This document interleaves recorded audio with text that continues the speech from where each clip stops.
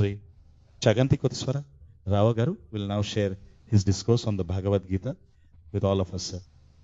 I request you to please begin with our humble salutations.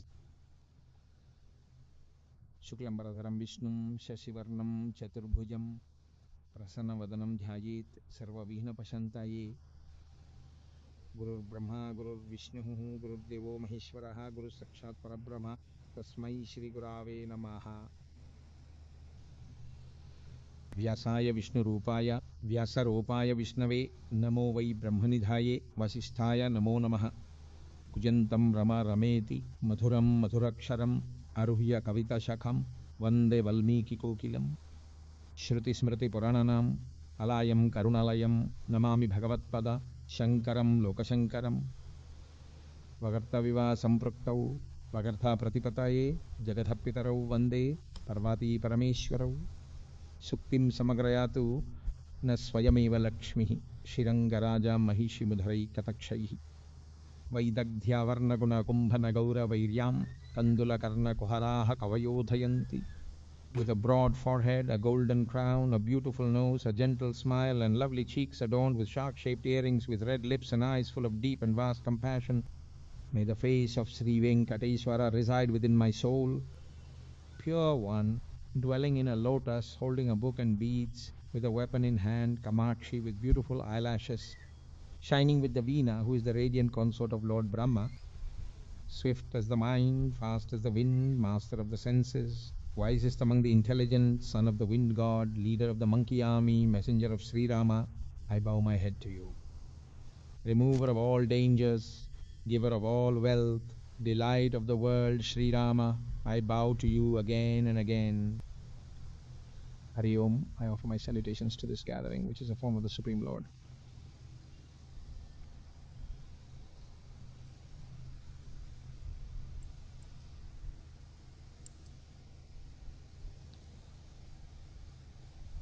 The Bhagavad Gita. When it comes to spiritual wealth, there is hardly anyone in Sanatana Dharma who has not heard the name of the Bhagavad Gita at least once. Every day, especially in the courts of law, when we say we are telling the truth, the practice of swearing on the Bhagavad Gita itself is a tradition that stands as a symbol of its grandeur and the deep faith and trust that the followers of Sanatana Dharma have in it today. It is one of the three foundational texts of our philosophy. The Bhagavad Gita, which is the absolute essence of all the Upanishads, taught by Lord Krishna himself to Arjuna on the battlefield of Kurukshetra. The entire core of all the Upanishads is contained right within the Bhagavad Gita. It was Lord Krishna himself, the Supreme Being and the Lord of all, who stood as the universal teacher. Vasudeva Sutam Devam Kamsa Chanura Mardanam Devaki Paramanandam Krishnam Vande Jagadgurum. Krishna, the universal teacher. Now, when we say he is the universal teacher, it is not like he spoke the Bhagavad Gita just for the world at large, right? So why is he hailed as the universal teacher? Because his teachings are not bound by a single country or a specific period of time or any boundary. The profound wisdom that he shared back then, even as many ages and eras pass by, it remains eternal. All the steps that anyone who seeks salvation must climb, Lord Krishna, the Supreme Soul and the ultimate guide, sitting as a teacher, gave those teachings that day, even though he used Arjuna as a mere medium to deliver them to us. That is something anyone in the world, no matter where they are or what time they live in, can apply to themselves. And all those who have embraced it as an ideal and put it into practice can attain salvation through the Bhagavad Gita, which is why he stands as the Jagat Guru. Even the meaning of the word Jagat Guru that came later is exactly the same. That is why we say Krishnam Vande Jagat Gurum. Such a great and noble soul has taught us the Bhagavad Gita. However, here is the very strange thing.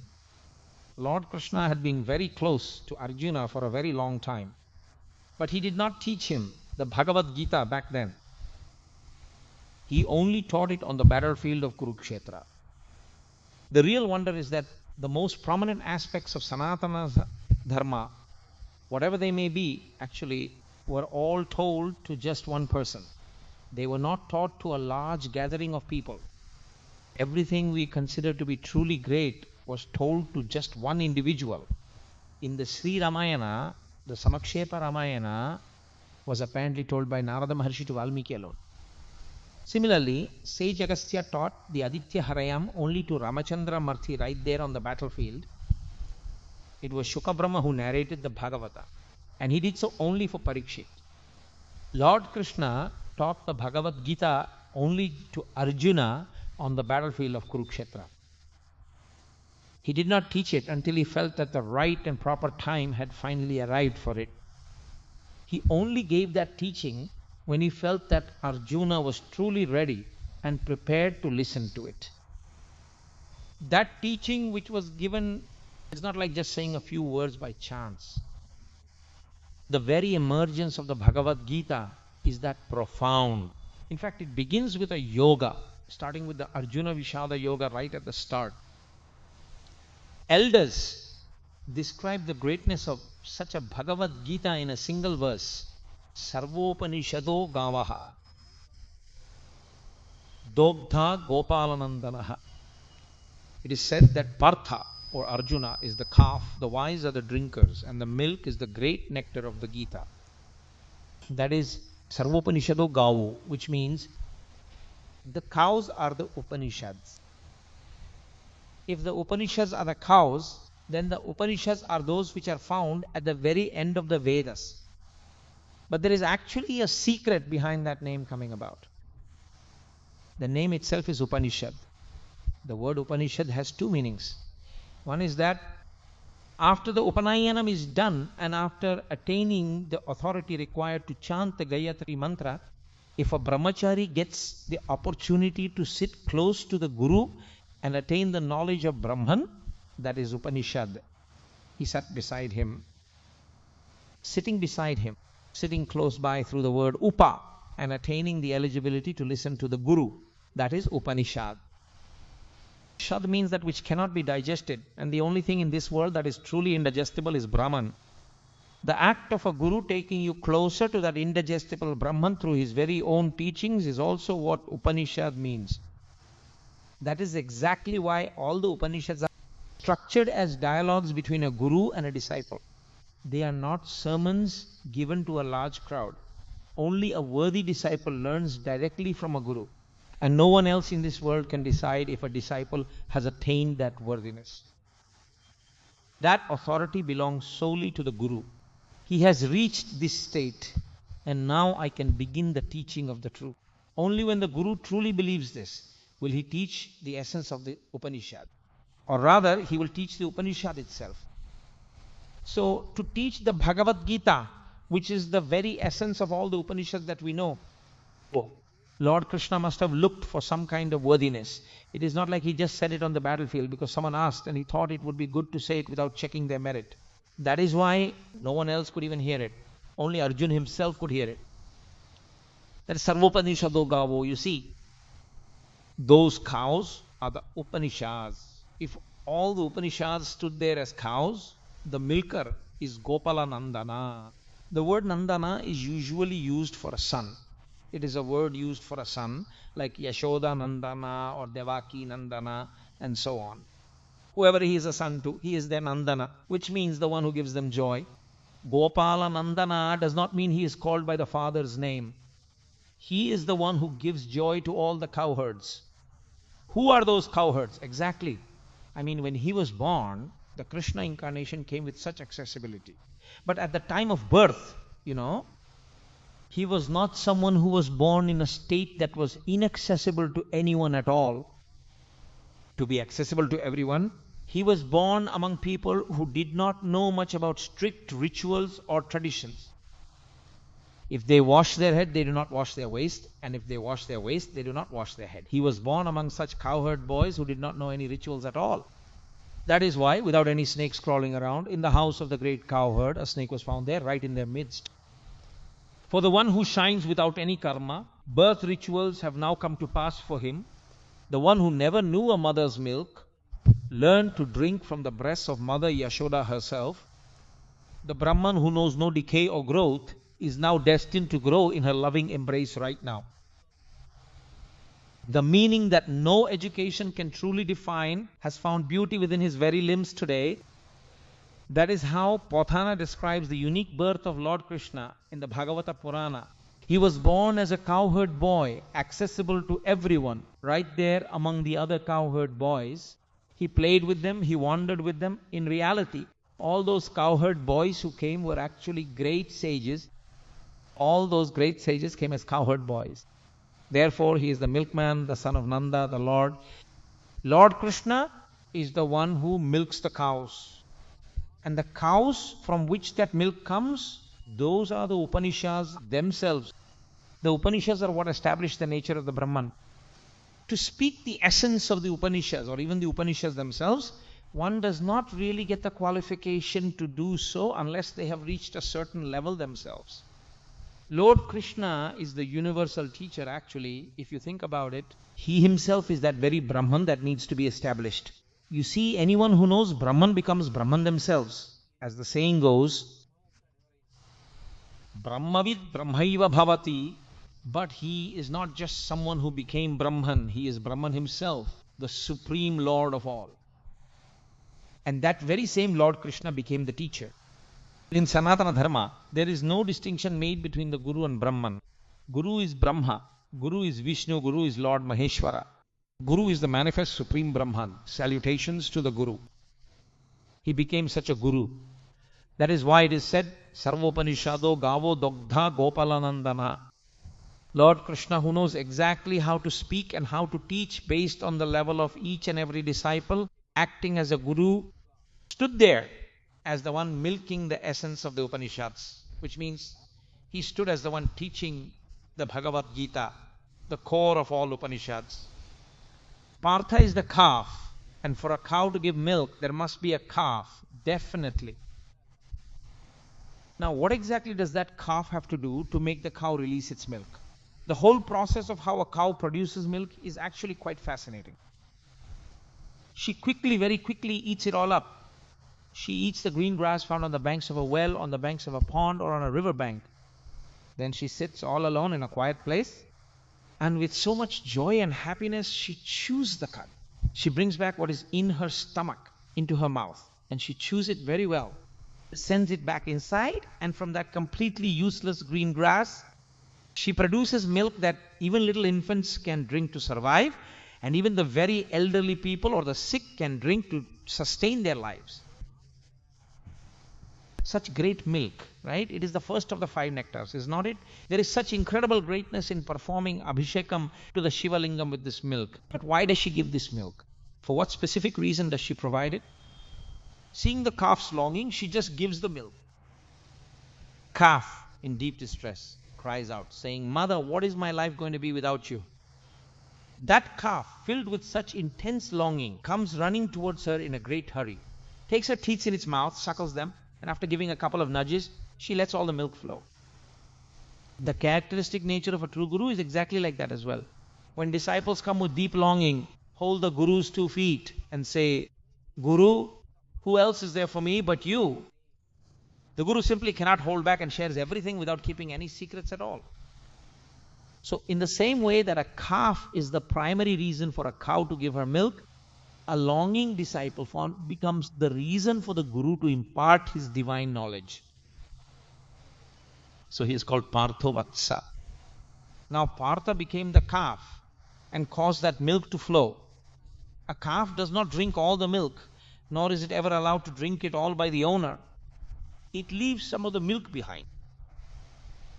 And that very milk which has been left over like that, whoever in this world needs that milk will use it in their own way. One person drinks it to survive. Another uses it for ritual bathing to find salvation. People use it in many different ways. So, who is the wise consumer? Who is actually eligible to drink this milk? Sudihi means a person who possesses a good and a pure intellect. Someone who does not engage in any pointless arguments, someone who has a firm and steady mind fixed on the Brahman, and someone who has deep respect for their Guru, someone who has faith in the Sanatana Dharma, and someone who does not have the habit of listening with a twisted or perverse mind. Such a person is truly worthy of drinking this milk. Therefore, the wise one is the consumer. One can drink such milk, the great nectar of the Gita, When the ocean of milk was churned by the gods and demons in the ancient times, a nectar came out. A nectar came from the mouth of the Supreme Lord. The Gita is that very nectar in the form of words. That is why it is actually very difficult to drink that nectar. Even though Garutmanta brought it and placed it on the grass, the snakes could not drink it at all. But to drink the nectar of the Gita, you do not need to use the physical organ that everyone usually uses to drink. It is enough if you can listen with your ears wide open like cups.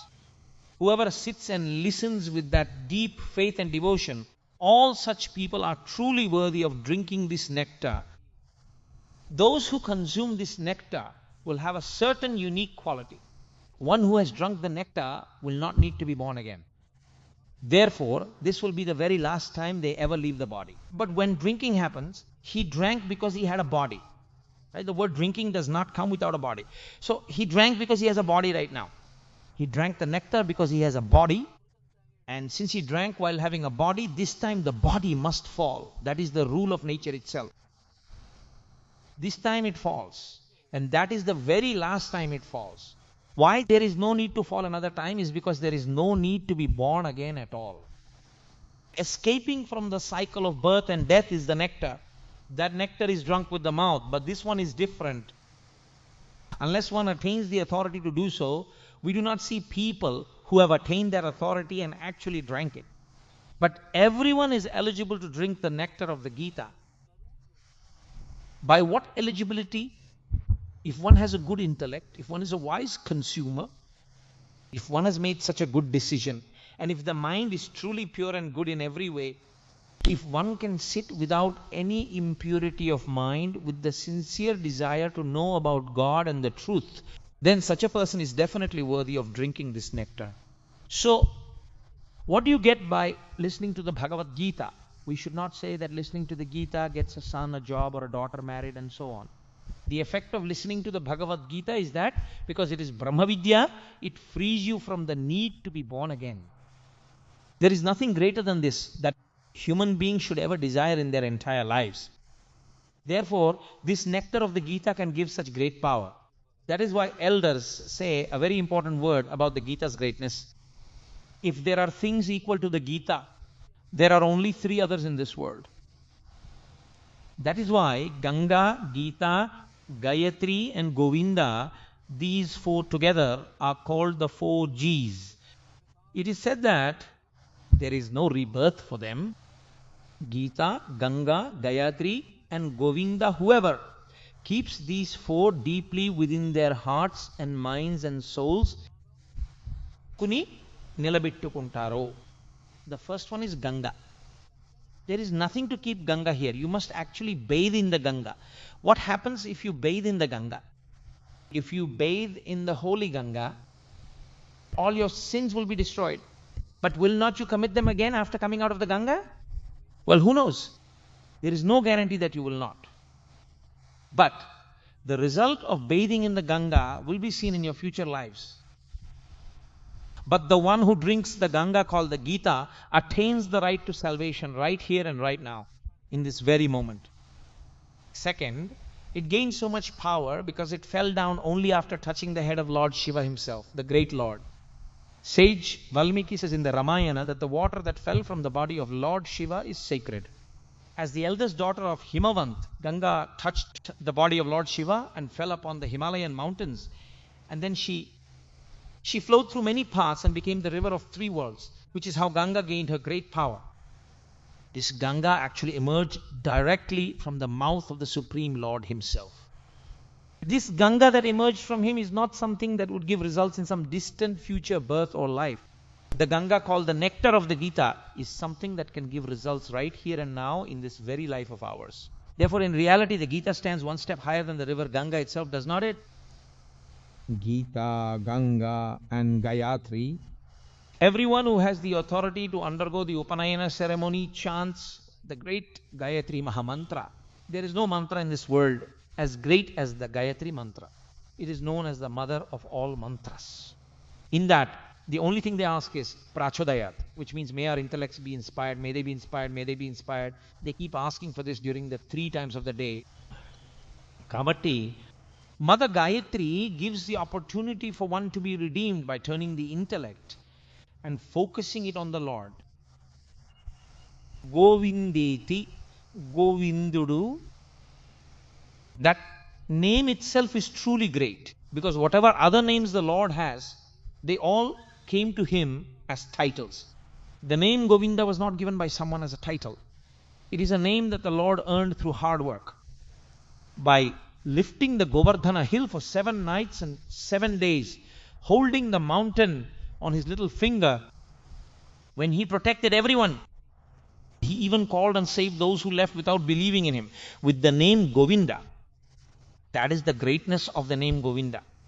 That is why the incarnation is so accessible. They say when you call Govinda, the Lord is startled. The reason is that he says, I earned that name myself by working hard, holding up the mountain for 7 nights and 7 days. Even those people who did not believe in me and just walked away, I called them all back and said to them, this boy is so small and this mountain is so huge, he cannot bear this great weight. So do not worry about standing under this. Do not think like that. Even if the entire world with all its mountains and oceans falls on me, it will not shake at all. My relatives, please stay here. He says with such great joy, you do not need to worry at all. This mountain will not fall down on us. Even if the entire universe comes and falls on this mountain, I will hold it up without letting it fall. So come, he said, calling even those who had no faith and making them stand under the mountain for 7 nights and 7 days, protecting the people, the cows and the calves. Because he protected them all for that reason, because he saved them for that reason, the name that the Supreme Lord earned is the name Govinda. No, Govinda means the one who protects the earth. Govinda means the Lord of speech. Govinda means the one who can expand speech in many ways. The meaning of the word Vinda is to stretch out like a thread, like taking cotton and stretching it out like this, like a thread. Just as a cloth is made of threads, the Lord's form pervades everything, says Pathana. If it passes through a spool under large threads, it is called a filament. If the Supreme Brahman is manifested by sound within that filament, it is called Govinda. Narayana pervades everything, both inside and outside. The entire world that appears to us as names and forms is not really the world, but the Brahman who exists as the soul within it. Recognize him using these names and forms as a basis, the wisdom and the skill to see the Lord of the universe in the universe. The state where this wisdom can grow is called Govinda. So whoever keeps these 4 in their heart, meaning whoever constantly remembers these 4 things in their heart and mind, for all such people, there is no rebirth. They will not have the need to take on another body again. This body falling away will be the very last time they ever have to experience it. If they do not need to shed a body again, it means they will not be born at all. These 4 things are that great. One of those 4 truly great and significant things is the Holy Gita. The way this Gita emerged was in a very surprising and extraordinary situation. As you all know, in the great epic of the Mahabharata, you see, no matter how much they tried to avoid it and move it aside, the purpose of the Lord's incarnation was to destroy demons and to uphold Dharma. And so, the meeting of the Kauravas and Pandavas for war in Kurukshetra became inevitable. Finally, both sides came together right there on the battlefield. Now, the war was about to start. Dharmaraja went to pay respects to the elders. There was no violation of dharma in that. And where they met was Dharmakshetra Kurukshetra. They met in the holy land of Kurukshetra. As sage Vyasa begins the nectar of the Gita, he starts with the word dharma. Dharma means that which must be held on to. And if you falter in holding it, it will not protect you. When a dog is coming at me, I have to hold the stick in my hand very carefully. You know? Suppose I get so scared of the dog that the stick just slips right out of my hand, well then that stick is not going to protect me anymore. It only protects me as long as I am holding it. That which does not protect you if you do not hold it, but just goes away. That is exactly what is called by the name of dharma. I often mention this. If you look at how the Amarakosha explains the word dharma, it says something like this: Driyateva janairiti dharmam. Dharma is not just something that is useful for giving lectures and speeches, you see. It is not just something meant for reading in books. That is why, even if it sounds a bit harsh, I keep saying one thing. Going to lectures or going to temples is not what dharma is. I often say that even wearing a bindi on your forehead is dharma. So, dharma means dhriyateva janairiti dharmam. What one does not practice in their life will never protect them. How much you know is never going to be the thing that protects you. Can you hold on to what the Veda has said? It does not matter who said what. That is not the standard. I might say something, but that is not the standard. It does not matter how great a soul someone might be. What they did is not the standard. What they said is not the standard. So where exactly is the standard? It is only a standard as long as they speak in agreement with what the Vedas say. If they speak in opposition to what the Vedas say, then they are said to have spoken standard words only as long as they agreed with the Vedas. And everything else spoken against the Vedas is considered bad logic. Shankaracharya gives this advice. He says to refrain from using bad logic. Furthermore, he instructs that one should study the Vedas each day and diligently carry out the duties that are taught in them. You must do as the Vedas say. You should speak of what the Vedas consider as the standard. But you cannot just go around saying, well, how is this even possible in this day and age?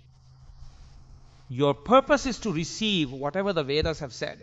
If you are unable to receive it, that might be your personal weakness, but you simply do not have the right to ask how what the Vedas said is even possible. If I do not perform the daily fire ritual, I should say it is my fault for not being able to do it. But the scriptures will not accept me saying, how is the daily fire ritual even possible? You simply have to admit your own mistake. But you do not have the authority to investigate the feasibility of the Vedic authority. Dharma is only one in this world. Dharma is not what anyone says it is. Only what the Veda says is dharma. The heart of Vyasa is everywhere. All literature in this world is like the remnants of Vyasa's speech. The entire heart of Vyasa is nothing but dharma. Dharma, dharma, dharma. That is why he gave us the 18 Puranas and divided the 4 Vedas into sections. He gave the Brahma Sutras. The reason for giving all these is to hold on to dharma. Only dharma will protect you. Only dharma can even free you from the cycle of rebirth. Whoever tries to hold on to dharma but mistakenly holds on to adharma while thinking they have held on to dharma, they cannot get the fruits of dharma. It is just not possible. On the surface, they think they are holding on to dharma, but what they are holding is not dharma. It is better to die in one's own dharma than to follow another's. A person who clings to a path of righteousness that is not their own cannot truly find salvation. Therefore, righteousness is the very foundation. That is why sage Vyasa chose this as an auspicious opening word. Meaning, he chose the word dharma. In Dharma Kshetra, Kurukshetra, in the field of righteousness, that is Kurukshetra, both the Kauravas and the Pandavas met each other there. Now the war must begin. Each has their own duty. In this world, Dharmaraja saw the elder standing right before him, the great patriarch, the great soul Bhishma. Dharmaraja went forward specifically to offer his respects to great men like Bhishma and Drona. Arjuna was standing in his chariot, which was positioned right there between the two opposing sides. Lord Krishna said, Arjuna, just take a look once at the armies that are deployed on both sides. Because Arjuna is primarily the one to slay the demons. And by slaying demons, I mean those who are on the side of the Kuru warriors. Or rather those who are the Kuru warriors. Now they must be slain. That is why Lord Krishna got him all those weapons and armaments. Just look once. Krishna said to him, look at them. You have to fight them. There is Bhishma, there is Drona, there is Kripa, there is Shalya, and there is Ashwathama. Look, there is Duryodhana. He showed everyone to him one by one. Standing right there, Arjuna immediately said something. That is why it became known as the yoga of Arjuna's dejection. Na kankshe vijayam Krishna, na cha rajyam sukhani cha. Kim no rajena govinda, kim bhogair jivitena va. There are people in this world who give unnecessary interpretations because of the confusion they have in understanding these verses. He spoke of a duty that was not right for him. He said, I do not desire victory, Krishna. What do we get by killing all these people? We get victory. And what happens if we get victory? We get the kingdom. And what happens then? Dharmaraja will sit on the throne and rule. But what will happen? My teacher will die. My grandfather will die. My brothers will die. All my relatives will die. After so many people die, only food stained with blood will remain for me to eat. Now I will have to eat this blood-stained food. You have to understand the origin of the Bhagavad Gita very carefully. He is attaining a state of total detachment. What is all this, he says? He is talking about the path of righteousness. Why kill all these people? But there is a weakness in that righteousness, which Lord Krishna must now correct for him. What is the point of killing all of them? What will I gain by killing everyone? Nothing will be left for me. I will only be known as Arjuna, the one who killed everyone. If I start ruling the kingdom after killing so many people, those who were before my eyes until yesterday, my very own grandfathers, fathers, teachers, relatives and friends, after so many people have died, if I am the only one left alive, what kind of happiness will I get? Therefore, I do not want this. I do not want this war. I do not want this victory. I do not want this kingdom at all. Now, he became so completely overwhelmed with fear that the hands of such a great warrior like Arjuna began to tremble. As they trembled, the Gandiva bow in his hand slipped and fell down to the ground. The man who should have stood tall even if he fell down just collapsed right there, completely overwhelmed by a sense of deep exhaustion and utter weariness. When I say he collapsed from exhaustion, it does not mean that he was suddenly facing some kind of physical health problem or a serious illness in his body. His body was actually as healthy as it was supposed to be, perfectly fine. He had all the strength he needed, but the strength that should be in the body and the health that was present in the body at that very moment were ruined by something, and that something was his weakened and fragile mind. It was completely ruined. This is a very important point. It is not about how strong you are physically, it is about how much vigor your mind has. A person whose mind lacks vigor cannot be of any help at all, no matter how much physical strength they might actually possess. Because you see, if the mind falls prey to either deep fear or some kind of nagging doubt, then he retreats into self-defense. He falls and becomes a victim to a kind of fear. In the scriptures, fear is just another name for death itself. Just as thoughts do not align at the time of death, a person who is overwhelmed by fear also cannot have a proper or clear way of thinking. So at this point, Arjuna, who was feeling so incredibly terrified, said something like this: if Duryodhana kills me right now with just one arrow or by putting a sword to me, I will just die. And what happens if I die? If I die, well, I am gone. But at least all of my people will get to live. Now look, on the surface, this actually seems like a very righteous thing to say. Truly, what a good man Arjuna is, and how much non-violence he is speaking of. Why is he trying to manage all of this so peacefully without a war happening? He said, I do not want any kingdom, and I do not want any victory. We feel like what a great thing he said, and what a wonderful person Arjuna really is. But after saying these words, he went a little bit further. He said something else that was even more surprising. If I end up killing all these people, then there will be no men left in the world who are my relatives. And then only the women will be left behind.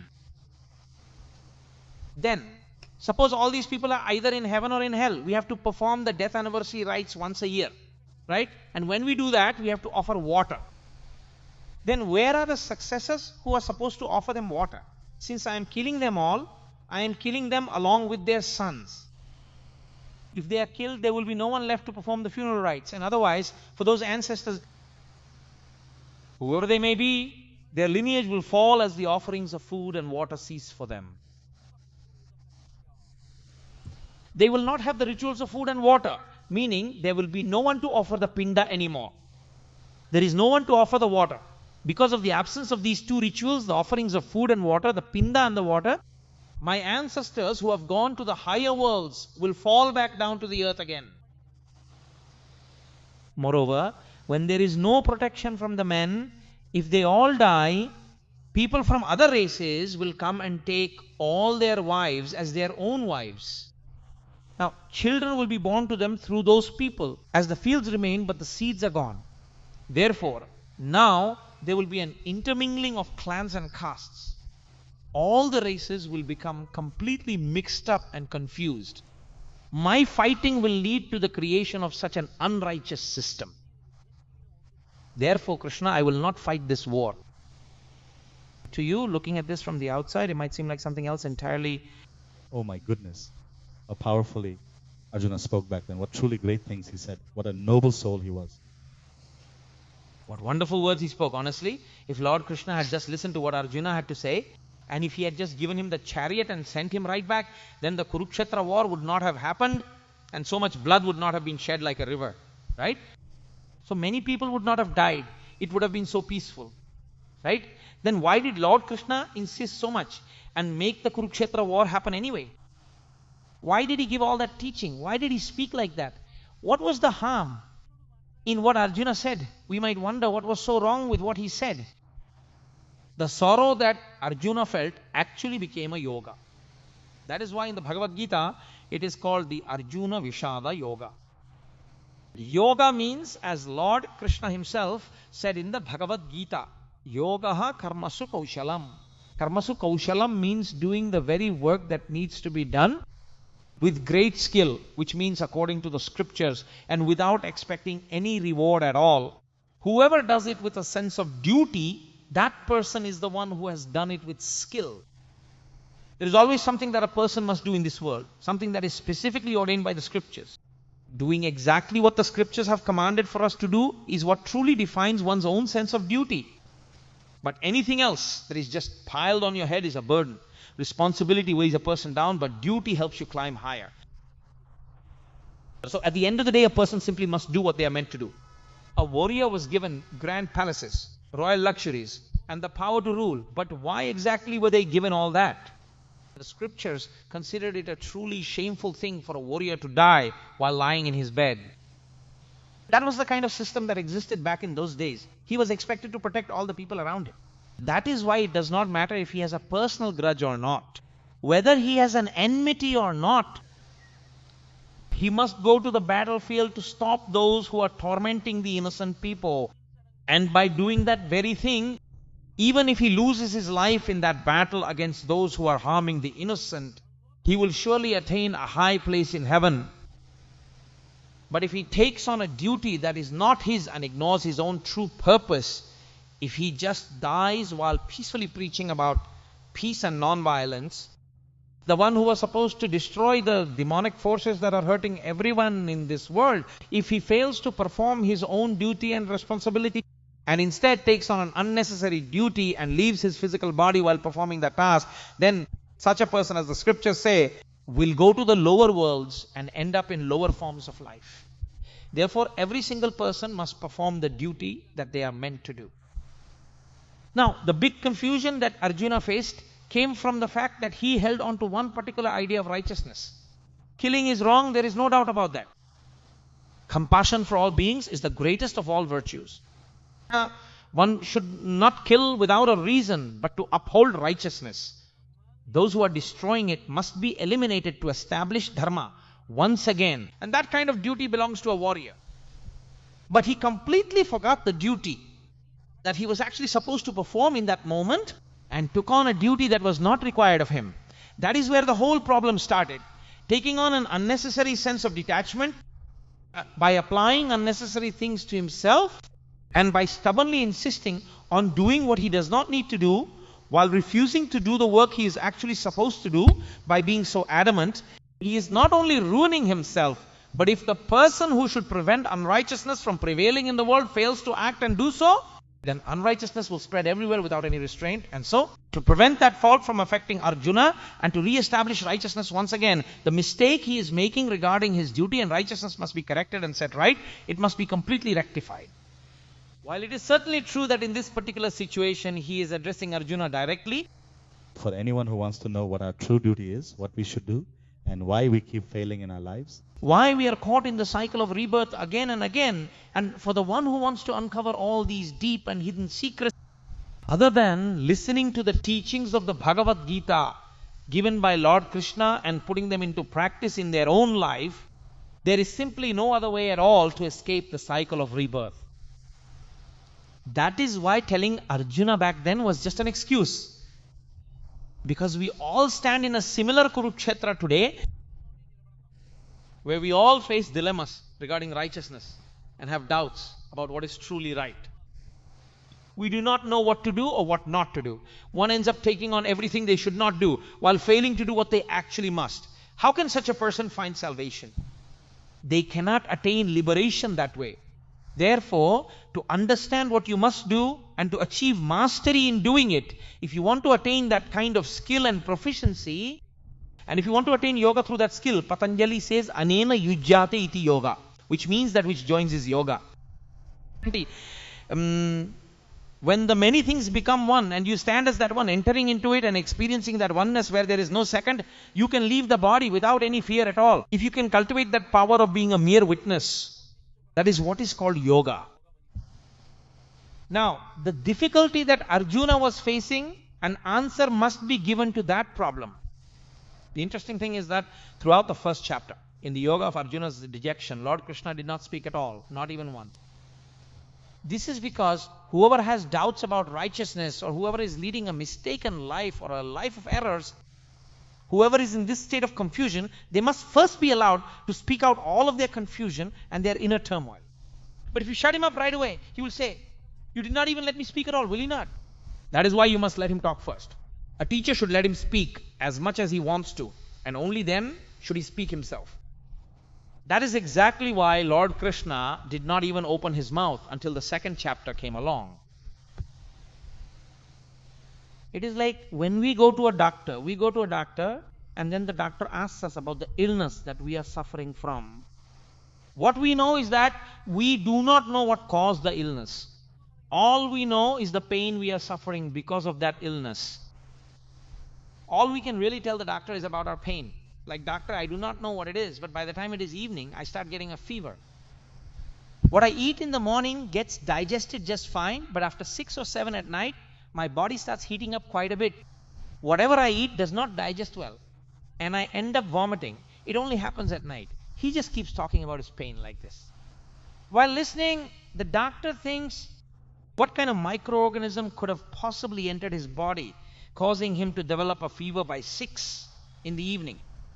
Because of that, what type of fever is flaring up inside him, making it so that his food is not being digested and just comes right out? Now, if you want to give medicine, you must target the root cause. Which specific germ entered the body, causing him to get a fever in the evening and making him vomit because the food he ate was not digested? He must provide the medicine to target that specific germ. Otherwise, his wife is enough to tell him to chew on a clove or a cardamom pod just so that he can stop the vomiting. Even the neighbors are enough for that. You do not need a doctor. What a doctor should do is cut through to the root. Whenever Arjuna spoke, Lord Krishna grasped the underlying root causes behind the words that Arjuna was saying, which definitely needed to be severed. This is why it became the destroyer of worldly existence. That is why the Gita is called Bhavadvaishini. Worldly life itself means confusion. Worldly life itself means likes and dislikes. If you can grasp this very carefully, the very synonym for worldly life is likes and dislikes. When do attachment and hatred exist in this world? Only when there is someone else, right? Now suppose there is someone other than me. Then if I love that person, it is called attachment. If I am happy with them and I admire them, then it means I have an attachment toward them. If I hold anger toward them, then I have hatred. But if there is no second thing in this world, if only one exists, is there any reason for attachment or hatred to remain anymore at all? There is no other object. There is only one. The Supreme Brahman alone exists. How does that one Supreme Brahman exist, even though it appears as so many different things? No, my dear, in reality only one exists. Just as it appears as many jewels, but there is only gold. Just as it appears as many pots, but there is only clay in all of them. Just as the milk poured into many pots is the same cow's milk, even if there are many cows, the nature of the milk in all of them is just one. If we come to realize that there is only one single substance, then there is no room for loving and no room for hating. But right now, Arjuna has developed a sense of attachment and he has developed a sense of hatred. Who did he feel this hatred for? It was actually for himself. Oh no, I am going to end up killing all of them. If I kill them, look, all of these people will be ruined. They will all be ruined. He was gripped by a crazy attachment for them. He was gripped by a crazy love, a totally meaningless love. Therefore, I will not kill them. The reason for these feelings of attachment and hatred to arise is the existence of a second object. Now, this idea that a second object actually exists is what is called moha in the ancient scriptures. A state of ignorance, avidya, and the state of total confusion that comes from it. To clear up this confusion, there is absolutely no way other than a teacher's guidance. So now Krishna must stand as a teacher and speak. And that is exactly why he is speaking. Now, if Krishna speaks, what exactly will happen to Arjuna? He will realize that the very delusion he did not even know he had is finally gone. When he actually had it, he did not realize it was there or that it caused such thoughts. Once it is gone and he understands his duty again, he will realize what he lost.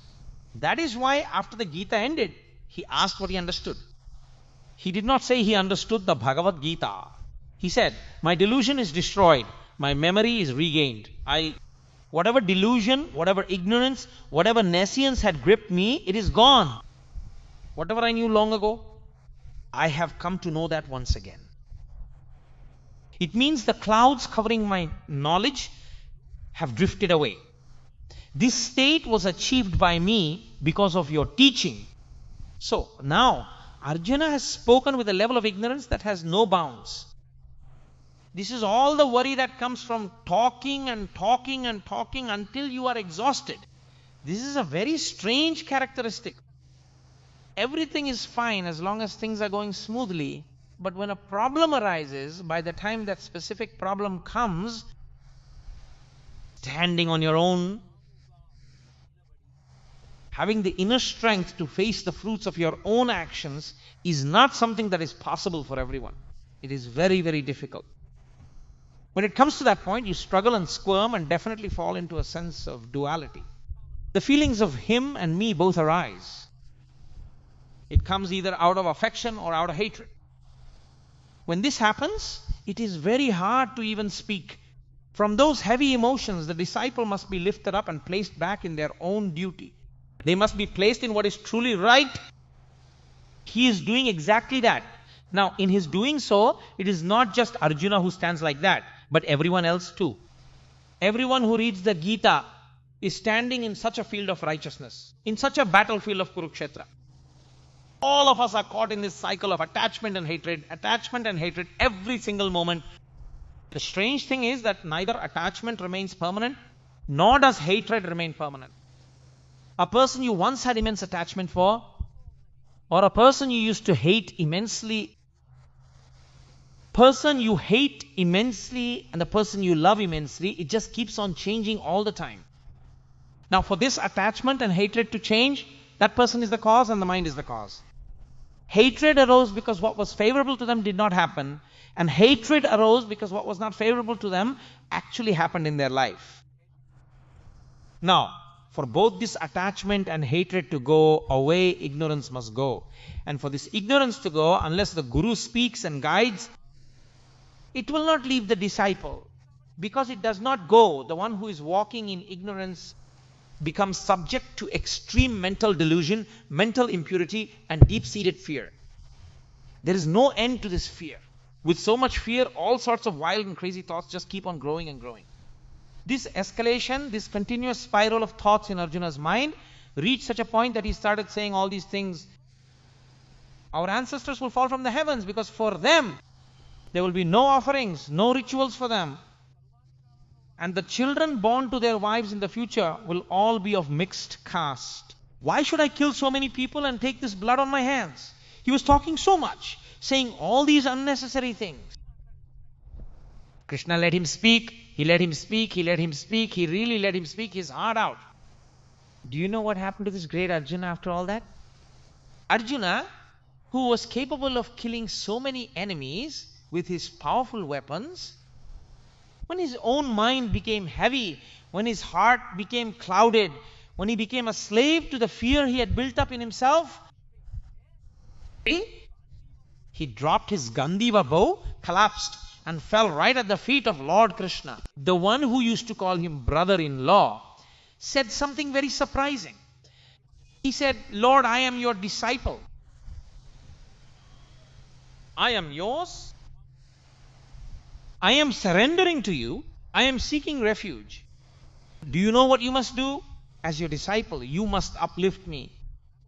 I do not know the way. If there is one truly great thing that he ever did in his life, it is this act by Arjuna in the holy land of Kurukshetra that gives birth to the Bhagavad Gita. From this act comes the nectar of the Gita.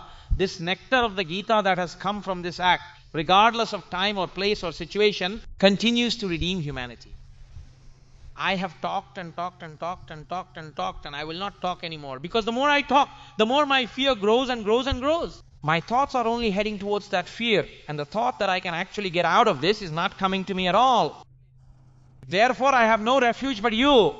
Falling at the feet of the Master and saying to him, I am a seeker, meaning I am surrendering to you. Please accept me and take away all of my suffering and pain. Now I really do not know what I should do, said the one who had come to fight the war. Not just now, but a long time ago, you see. For a very long time he kept saying, I will fight, I will fight, I will definitely slay the Kauravas, and did great penance to see Lord Shiva and get the Pashupata weapon. The one who got all those weapons from so many gods, who served so many gurus, and who was waiting for when the Kurukshetra war would finally happen so he could finish off the Kauravas once and for all. Today, surprisingly, forget about fighting. He just fell down at the feet of Lord Krishna and said, Oh Krishna, my Lord, please hear me. I have no one but you, so you are the only one who must save me. You are my only refuge. He started speaking. And do you know how he actually began his speech? Do you know what he said? The interesting thing about his words is that they start the same way. In the Bhagavad Gita, his words end the same way too, exactly like that. You see? He said, Ashuchyana anvashuchastavam prajana vadanscha bhashase. The truly wise do not lament for those who are living, nor for those who have passed on. He began by saying, Ashocyan anvashochastvam. Do not cry, do not grieve. First of all, just stop this miserable crying. What do you get by listening to the Bhagavad Gita? The crying simply goes away. The very same verse with which Lord Krishna began the Bhagavad Gita, with that very same meaning, that same righteousness, and that same word, the Bhagavad Gita is completed. Sarva dharman parityaja mamekam sharanam vraja aham tva sarva papebhyo mokshayishami ma shucha. Do not cry. Do not grieve. Grief. Actually, grief is wrong. The very word grief has no meaning. There is no reason to grieve. What are you grieving for? Why do you cry? And how do you manage to talk while crying?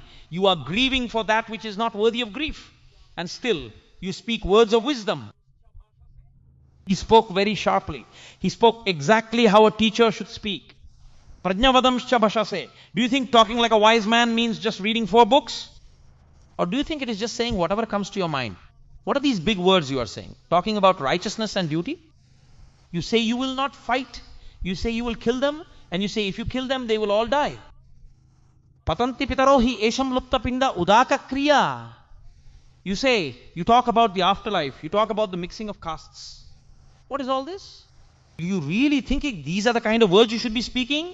Do you think you are speaking with any real knowledge? Do you think you are the one who should be crying over these things? Do you think there is even a need to cry in this world? You grieve for those who should not be grieved for, yet you speak words of wisdom. The wise do not grieve for the dead or for the living. A truly wise person never cries. He began by giving a judgment. Who does not cry? A wise person does not cry. A wise person is not someone who has just read 4 books or memorized 3 verses. Pandaha means one who has self-knowledge. That is why Koteswara Garu is known as a natural scholar. He is a great soul. That is why he said, I contemplate to reach the state of ultimate liberation for the one who protects the world, who is expert in protecting devotees, who suppresses the pride of demons, whose playful eyes encompass the entire universe born from the lotus, the one who is the source of supreme bliss. He said, I am translating the Bhagavatam into Telugu to reach the state of ultimate liberation for that eternal state of union with the divine. Therefore, those who have self-knowledge do not cry at all. What is the reason for crying? Are you crying because this body will perish? Another body will come immediately as soon as this one falls. It does not take long at all for a body to come. Just as Rabindranath Tagore said, a mother is nursing a child at one breast, and from this breast, just as long as it takes to move the child to this other breast, that is exactly all the time it takes for a soul to leave one body and attain another body. It is not such a big deal. If this body goes, another body will come.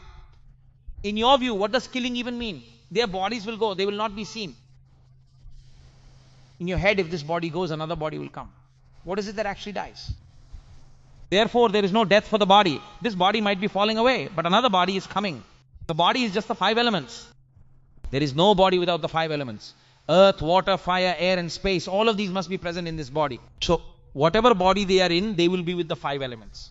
Therefore, there was never a day these kings did not exist. They are here. Are you saying the soul will not exist? The soul always exists. Then what are you even crying for? What are you doing? Speaking with such scholarly wisdom as if you are some very great person. You say all these people, including me, will die and fall away. But tell me, who is really going to die in the end? I have already told you that just like a doctor treats the root cause of a disease, he started by treating the root cause. The Guru's voice is that serious. The Guru's voice is like a nightmare for a lion. Other birds might chirp, crows might caw, pigs might squeal, and cats might meow in the forest. No animal is really afraid of any other animal. But once the lion comes out and roars, there is no animal that can make a sound. They just have to run away. They cannot stand there anymore. They have to leave. After the master comes and speaks, there is no one else who has the capability or the strength to speak anymore. When the master of all masters, Lord Sri Krishna himself, comes and speaks, there is absolutely nothing left for anyone else to say at all. That is why he started so seriously. You are mourning for those who do not deserve it, yet you speak words of wisdom. The wise do not grieve for the dead or for the living. Listen, those who are truly wise have no reason to cry at all. You are grieving for what is not worth grieving. You must realize that there is no reason to cry, no reason at all. I have already told you, where did he go? Attachment and hatred, these two exist only if there is a second object involved. Actually, there is no second substance. There is only one. When there is only one substance, that substance has no attachment, no hatred. Why are you crying then? What are you crying for? For what reason are you crying? Arjuna was completely startled by this. The Bhagavad Gita started from there. How many duties, how many things, how many qualities, how many things he taught. That is exactly why it became yoga. Why Arjuna's sorrow became a yoga is because that sorrow is related to dharma. He held on to a dharma that he did not need and started with the words, oh, I should not kill these people. But how much of a duty it is for Arjuna to kill? If he does not kill like that, why will dharma not stand? What is the form of dharma like? Lord Krishna spoke so wonderfully. The form that came out by speaking like that is the form of the Gita. Alright, since I am doing only 7-day discourses to reveal the glory of the Gita as a bird's eye view, today as an opening speech I have said a few words about the emergence of the Gita. After this, the Sarvadevata Bhajana Mandali who came from Pithapuram, they came here with a lot of devotion and a lot of joy. They are people who have the wonderful quality of performing bhajans.